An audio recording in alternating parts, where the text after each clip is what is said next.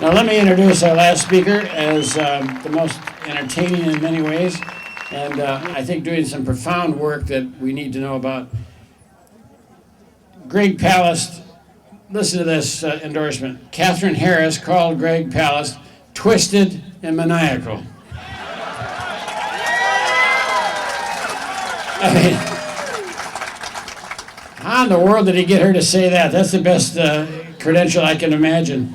In Britain, he's called the most important investigative reporter of our time for his work for the BBC, The Guardian, and Rolling Stone.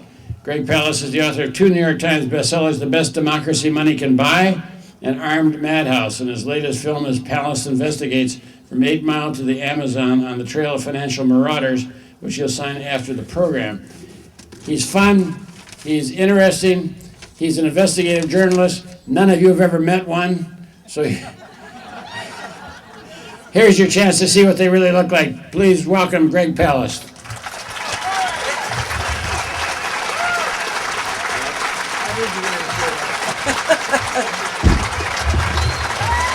I gotta keep my hat down. God! Wow! Wow! I'm applauding you.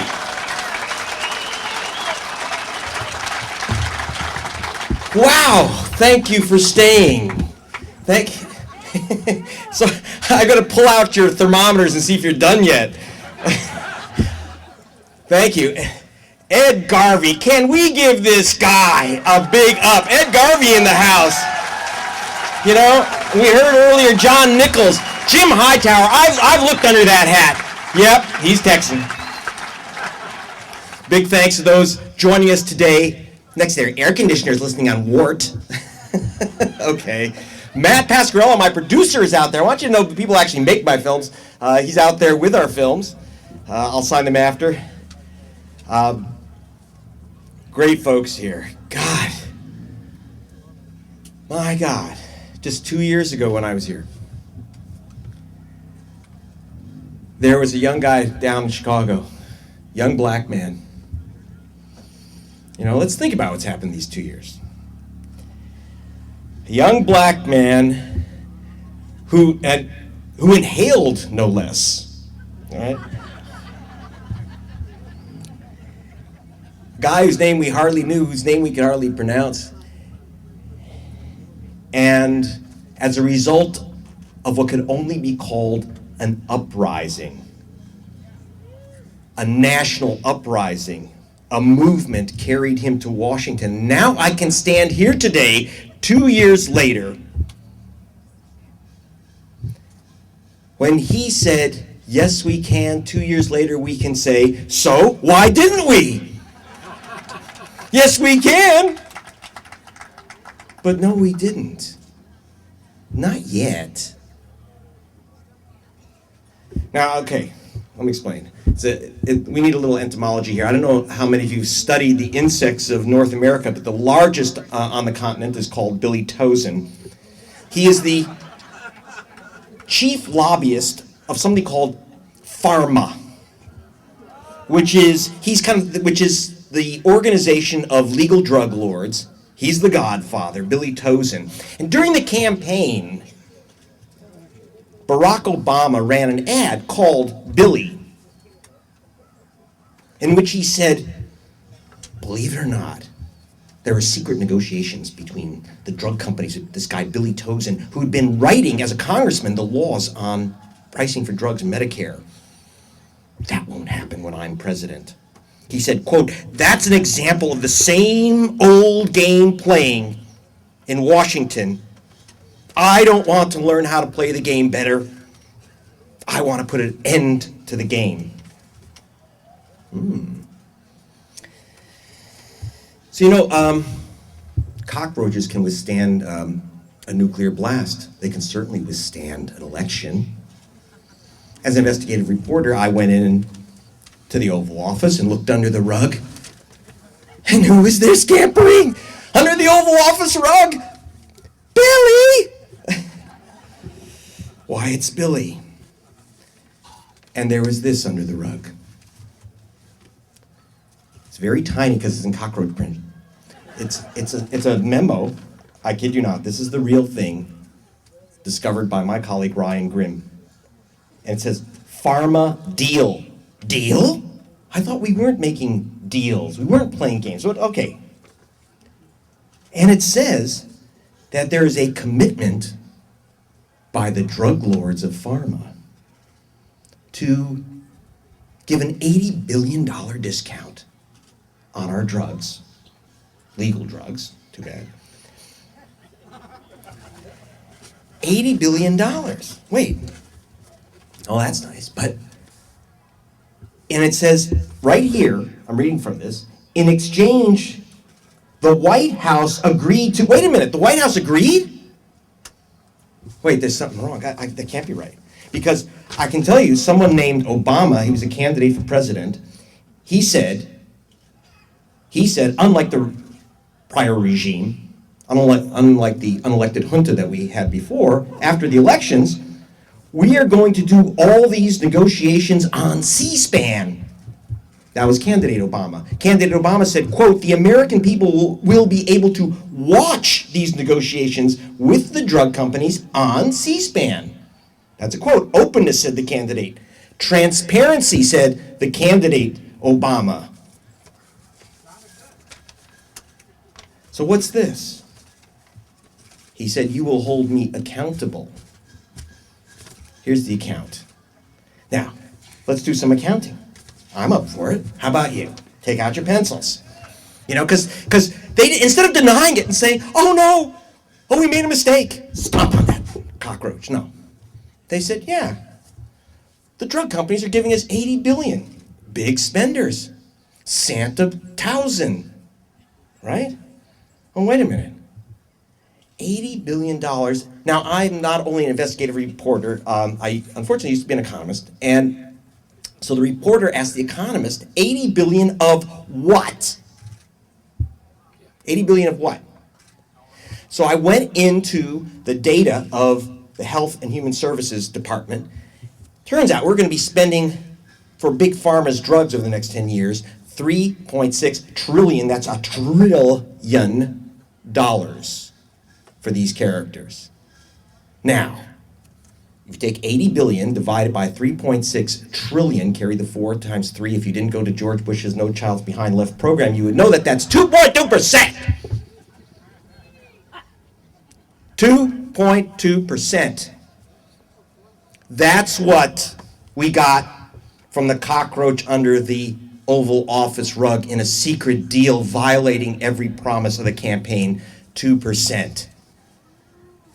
Now, hey, that's still 80 billion. In my neighborhood, that's real money.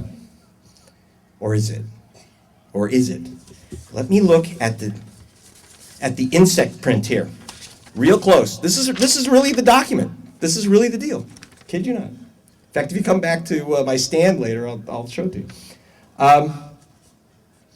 Among the things it says is that in return for the 80 billion, it says the White House agreed to, number one, oppose importation. Now that can't be. That can't be because candidate Obama said, quote, we'll tell the drug companies, okay, that we will allow re-importation of drugs from Canada because we can get the drugs cheap there. Drugs we make in the United States, sent to Canada, we can buy them back cheap, right? Now, but here it says, he will now oppose importation. What else? What else? What else is going on here? What has the White House agreed to? There's 4 items. I won't go through every one. But how about this one? Oppose repeal of non-interference. Now that's a fancy one. What do the bugs mean by that? What do the bugs mean by that, the drug bugs? Well, non-interference, it has to do with, that's the fancy name for the law that prohibits the government from bargaining for drugs. Okay. Now, and getting a bulk discount. Now, what does that mean? The Veterans Administration gets a bulk discount, 30 to 40%. 30 to 40%, you know, because like, as I mentioned last night, you buy a 24 aspirin and blister pack, it costs a couple bucks at the airport, it's expensive per pill. You buy a big bottle, you get them for a nickel a pill. If you're the Veterans Administration, you buy $7 billion, you get a pretty big discount for that big jar, right? So they get 30 to 40%, and that's what we gave up. Just that alone. Now think about it a minute. 30%, carry the 1 minus 2.3, $1 trillion. That's what we gave up for the 80 billion. We gave up 30% for the 2%. I say we, they. Okay? But you know something? It's their deal. It's not my deal. It's not your deal. And you know what I say? You know what we say? No deal. No deal. So wait, let's go back to the first part of the speech before Congress. It was pretty impressive. But what I was listening to was the opening, which had nothing to do with health care. It's when our president said, "When I spoke here last winter, this nation was facing the worst financial crisis since the Great Depression." So far, so good. "But thanks to our bold and decisive actions we took, I can stand here and say we have pulled this economy back from the brink." Wow. I was expecting then, I looked up above his head and was expecting to see that banner unfurl, "Mission accomplished."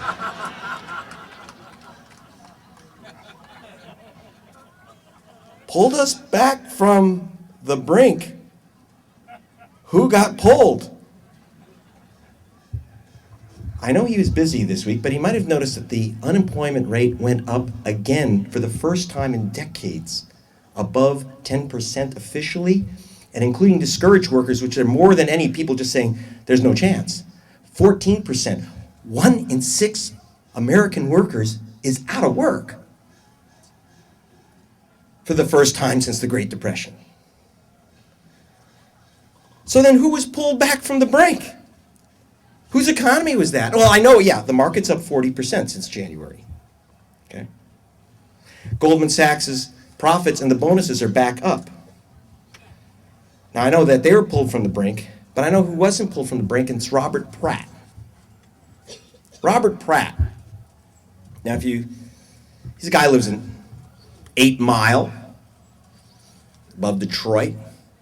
UAW worker. He's got 5 kids. He used to have 6, but his 6th young son was shot dead in his backyard by a stray bullet. Nice neighborhood. He's lost his son, and now he's going to lose his home to sharks, predators. Wild beasts have taken over 8 Mile. 4 homes have been destroyed by these animals known as Bank of America and Countrywide. It's Countrywide Mortgage Unit. You'll meet Pratt in my film, Palast Investigates. Last year, though, Robert Pratt had hope because he heard the Pope of Hope say, you can use that line, I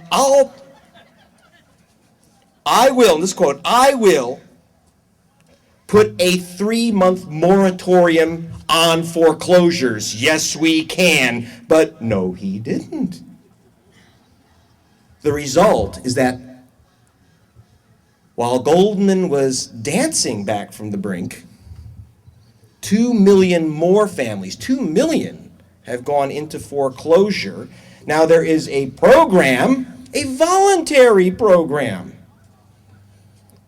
for Bank of America. You notice it was involuntary when they took our money out of our pockets and handed it to Bank of America. That was involuntary. So we made an involuntary contribution. Now Bank of America was asked to tithe a bit and voluntarily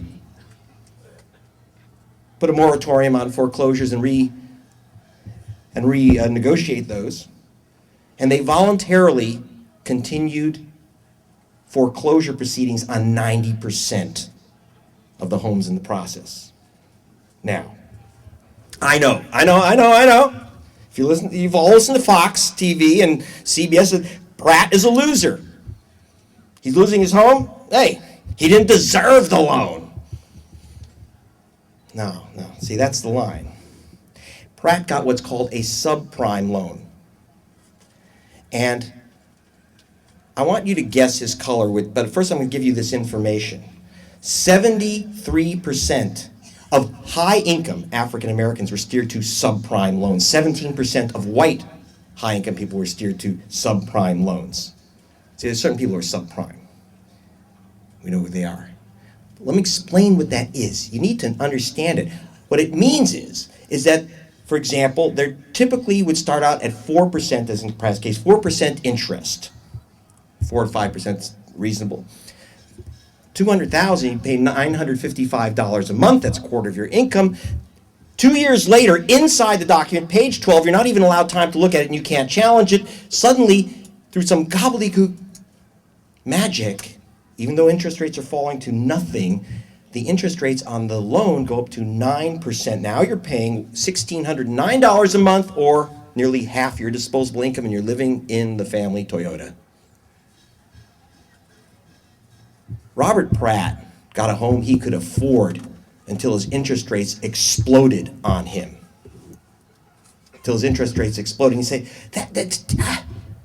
there's got to be a law. What? Can you do that? Yeah, there's a law. There's a law in Wisconsin.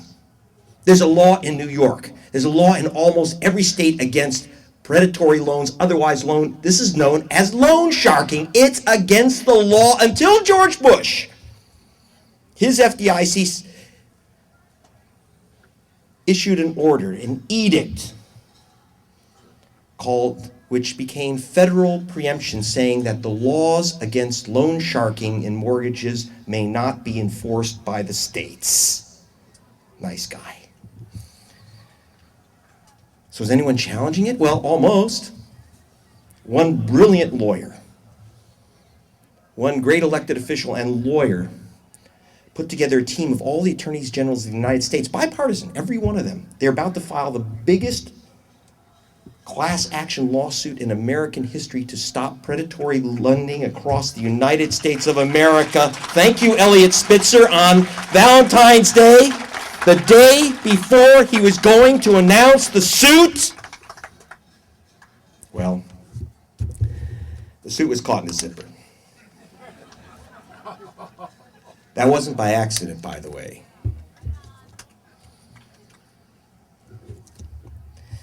There are no coincidences in this business. But wait a minute, who came up with the idea of deregulating, that the federal government could magically preempt the states from enforcing laws, basic laws? Frankly, it wasn't George Bush who came with deregulation of banks. He just saw a bad idea and made it evil. No, predatory subprime loans were the Rosemary's Baby of banking deregulation, crafted by Larry Summers in the Clinton administration. Now, is there any hope of overturning Larry Summers' deregulation of the banks as promised by candidate Obama? Well, that's up to Obama's economic czar, Larry Summers. There's a pattern here. So what do? Well, we burn down the banks. But wait. See, wait just a second. And you can't just take some gasoline out, and I'll tell you why.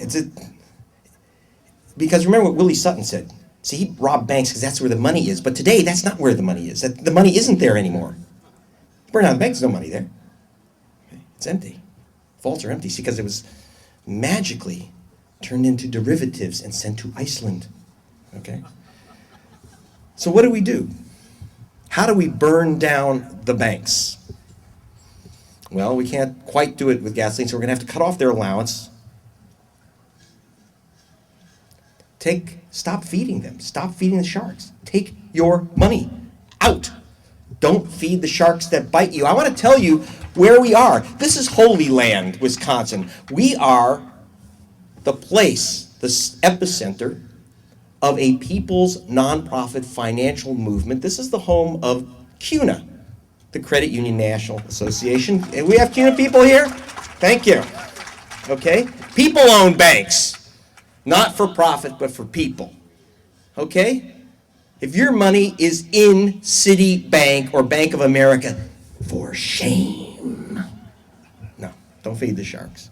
I was speaking to one credit union CEO, the low-income credit union, who earns less than the CEO of Goldman. In fact, earns less than the CEO's chauffeur at Goldman. And she said, you know, over 80% of our people we loan to are below the poverty line. But we don't, and no credit union issues a subprime loan. Okay? Because, she said, we don't know any human who is subprime. Okay? And even though almost all our loans are to people below the poverty line, in this depression, they have foreclosed on not one home. Okay? Now, am I telling you that there's no change? No. No. We have to understand. Things change because we have made them change. Like if you watch this film, Palast Investigates, you'll see me jumping out of a bush. You go, why is Palast jumping out of a bush? I'm running after a guy named, believe it or not, who uses the name Goldfinger. Okay. And he's got an interesting job, this guy. He's made gazillions by figuring out how to siphon out the money meant for African nations for AIDS medicine and stick it in his pocket. Nice guy, huh? And now, I know you won't believe this, but he was kind of protected by Jack Abramoff's lobbying firm, okay? Had a lot of friends circling around near the White House under the Oval Office rug, okay?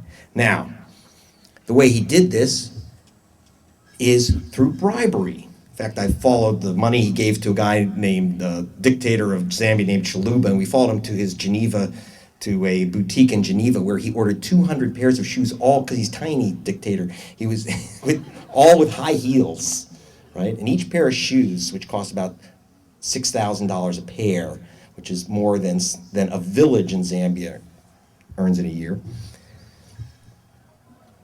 That's how he took the AIDS money. So I ran the story on BBC, which you can see. And in America, the story bounced off the electronic Berlin Wall, of course, right? And couldn't get it on anywhere except for it was allowed on a program. I don't know if you know, it's called Democracy Now! And a Congress, it just turned out that one of the people listening to Democracy Now! Wouldn't miss it.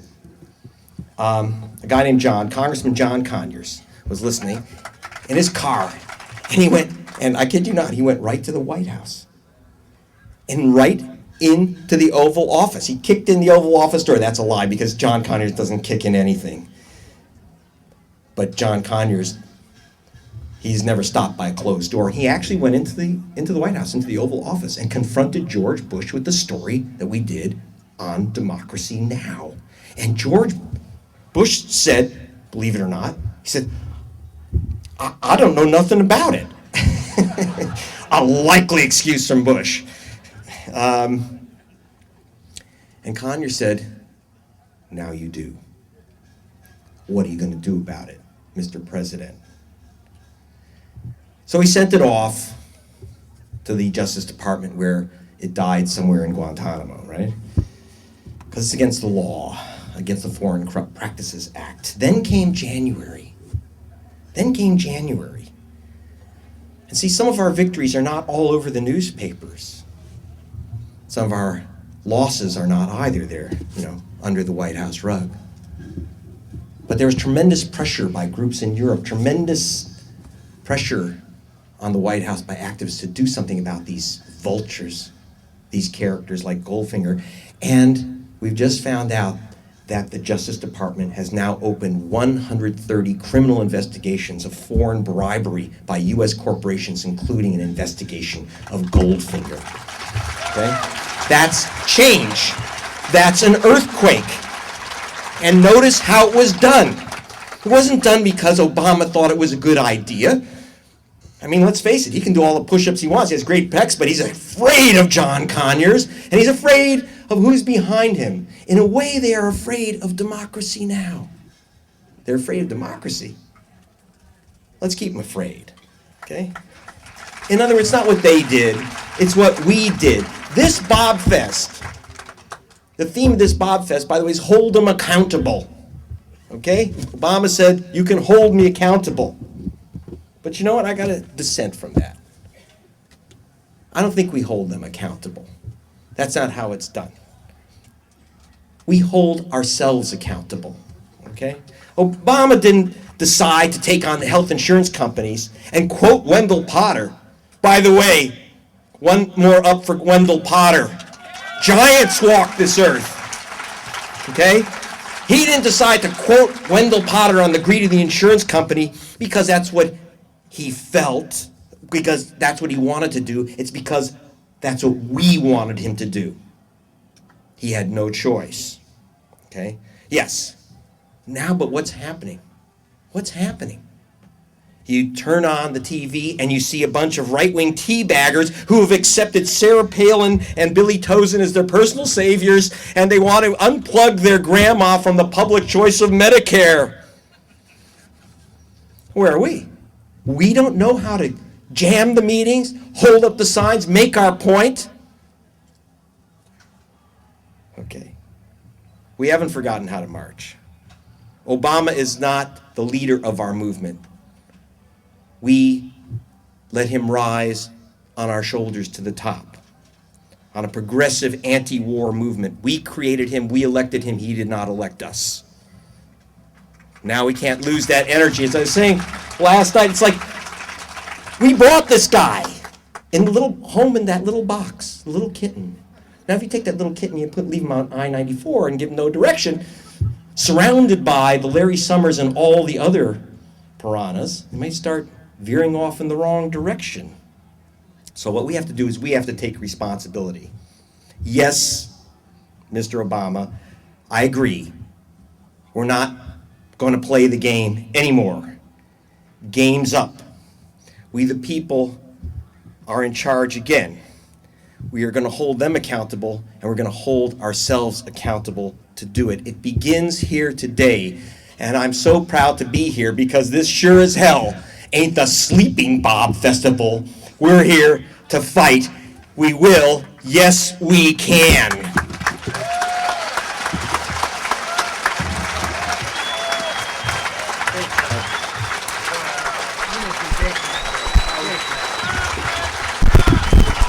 All right, great Palast. There he is. That's what they look like.